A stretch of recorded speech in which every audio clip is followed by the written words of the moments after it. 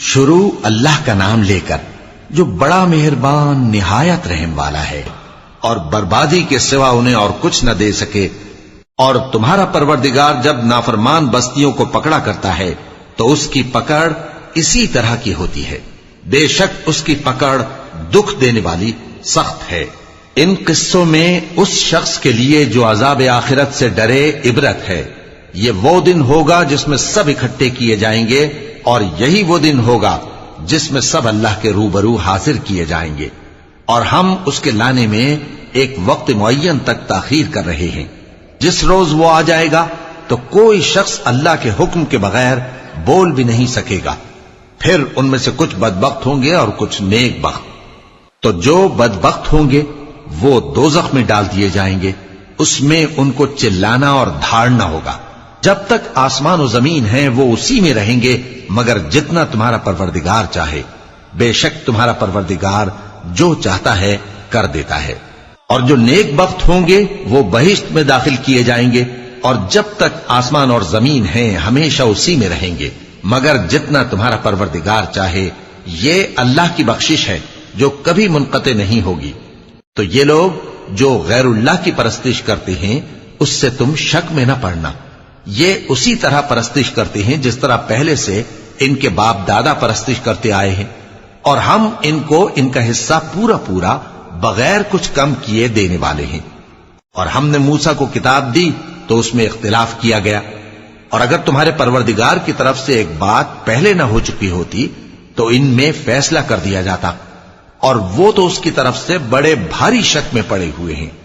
اور تمہارا پروردگار ان سب کو قیامت کے دن ان کے اعمال کا پورا پورا بدلہ دے گا۔ بے شک جو عمل یہ کرتے ہیں وہ اس سے واقف ہے۔ سو اے پیغمبر، جیسا تم کو حکم ہوتا ہے اس پر تم اور جو لوگ تمہارے ساتھ تائب ہوئے ہیں قائم رہو، اور حد سے تجاوز نہ کرنا، وہ تمہارے سب اعمال کو دیکھ رہا ہے۔ اور مسلمانوں، جو لوگ ظالم ہیں ان کی طرف مائل نہ ہونا، نہیں تو تمہیں بھی دوزخ کی آگ آ لپٹے گی، اور اللہ کے سوا تمہارے کوئی دوست نہیں ہوں گے، پھر تمہیں کوئی مدد بھی نہ ملے گی۔ اور دن کے دونوں سروں یعنی صبح اور شام کے اوقات میں اور رات کی چند ساعتوں میں نماز پڑھا کرو، کچھ شک نہیں کہ نیکیاں گناہوں کو دور کر دیتی ہیں۔ یہ ان کے لیے نصیحت ہے جو نصیحت قبول کرنے والے ہیں۔ اور صبر کیے رہو کہ اللہ نیکوکاروں کا اجر ضائع نہیں کرتا۔ تو جو امتیں تم سے پہلے گزر چکی ہیں ان میں ایسے ہوش مند کیوں نہ ہوئے جو ملک میں خرابی کرنے سے روکتے؟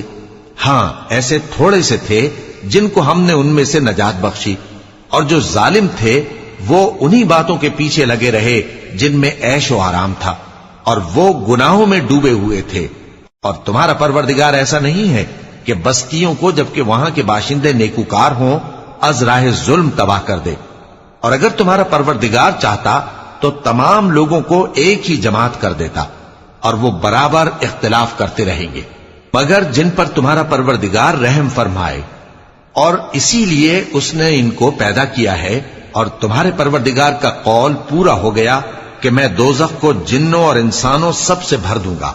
اور اے نبی اور پیغمبروں کے وہ سب حالات جو ہم تم سے بیان کرتے ہیں ان سے ہم تمہارے دل کو جمائے رکھتے ہیں، اور ان حالات میں تمہارے پاس حق پہنچ گیا، اور یہ مومنوں کے لیے نصیحت اور عبرت ہے۔ اور جو لوگ ایمان نہیں لائے ان سے کہہ دو کہ تم اپنی جگہ عمل کیے جاؤ، ہم اپنی جگہ عمل کیے جاتے ہیں، اور نتیجہ اعمال کا تم بھی انتظار کرو، ہم بھی انتظار کرتے ہیں۔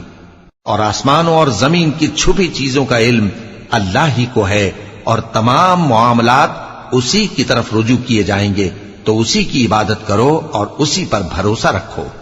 اور جو کچھ تم لوگ کر رہے ہو تمہارا پروردگار اس سے بے خبر نہیں۔